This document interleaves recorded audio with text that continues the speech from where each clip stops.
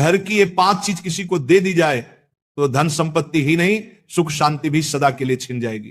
क्या आप जानते हैं, आपके घर की 5 साधारण चीजें ही आपकी किस्मत तय करती हैं। मां लक्ष्मी ने चेतावनी दी है, गलती से भी इन्हें दान कर दिया तो घर में आ जाएगी भयंकर गरीबी। बहुत समय पहले प्राचीन भारत के एक छोटे से नगर विशालपुर में एक साधु का आश्रम था। वहां दूर दूर से लोग आकर आध्यात्मिक शिक्षा प्राप्त करते थे।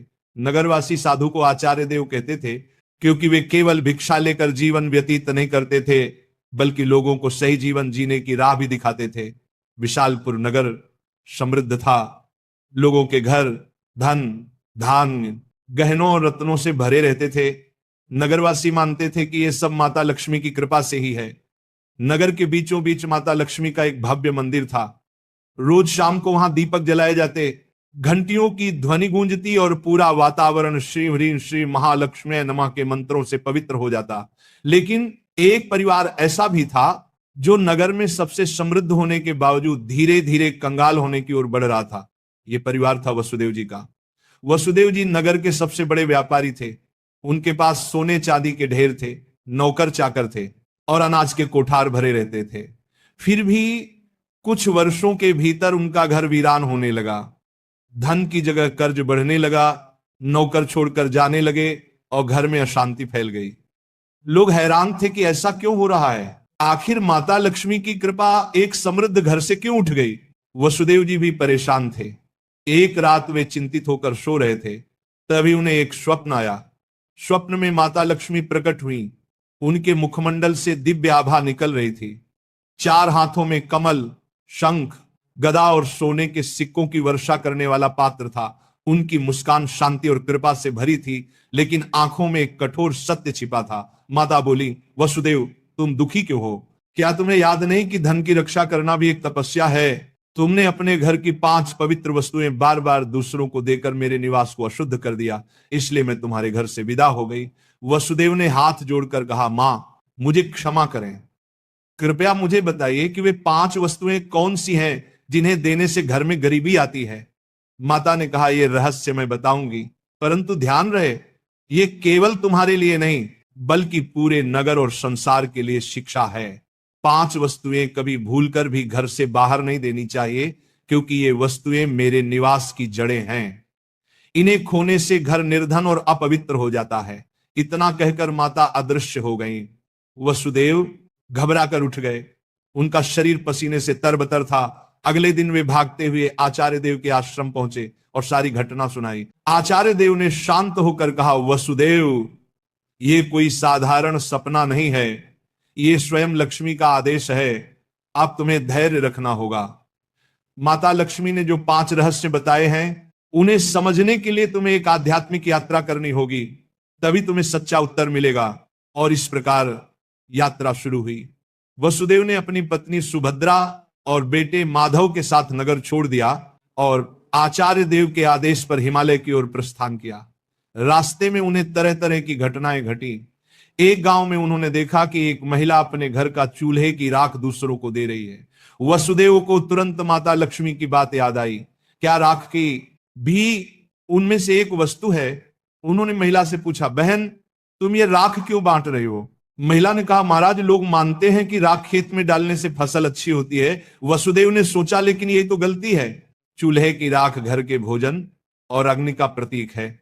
इसे बाहर देने से घर की उन्नति रुक जाती है। यात्रा आगे बढ़ी। वसुदेव, सुभद्रा और माधव पहाड़ों की कठिन राह से गुजर रहे थे।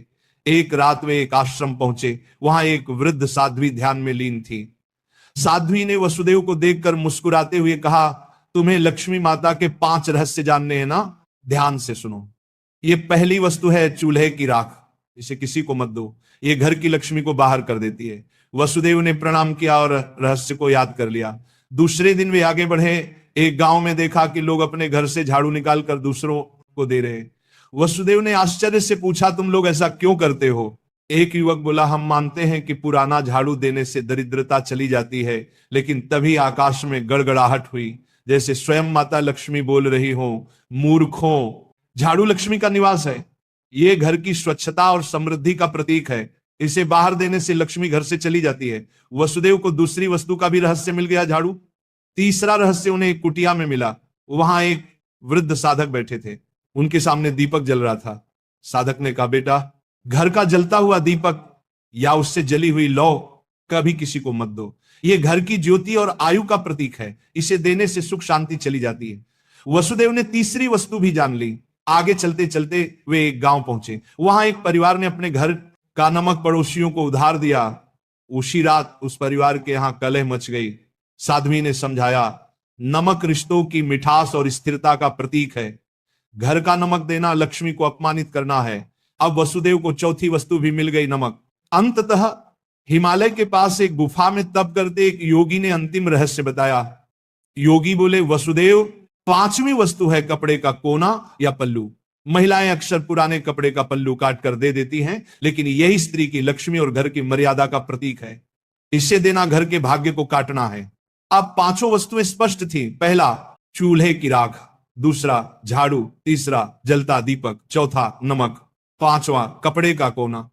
वसुदेव ने कृतज्ञ होकर योगी को प्रणाम किया। अब पांचों रहस्यों को जानकर वसुदेव अपनी पत्नी सुभद्रा और पुत्र माधव के साथ नगर की ओर लौटने लगे। रास्ते भर वे मन ही मन माता लक्ष्मी के उपदेशों को दोहराते रहे।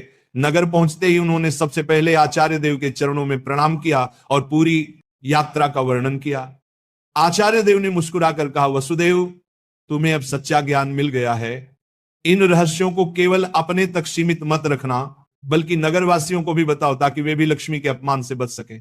आचार्य देव की आज्ञा पाकर वसुदेव ने नगर के बीचों बीच सभा बुलाई।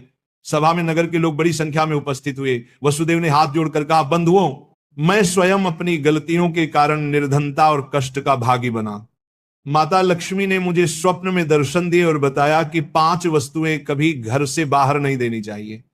इतना कहकर उन्होंने क्रम से सब समझाया। पहली वस्तु है चूल्हे की राख, दूसरी झाड़ू, तीसरी जलता दीपक, चौथी नमक और 5वीं कपड़े का कोना। लोगों ने आश्चर्य और श्रद्धा से यह बातें सुनी। तभी आकाश में एक दिव्य प्रकाश फैला और माता लक्ष्मी स्वयं प्रकट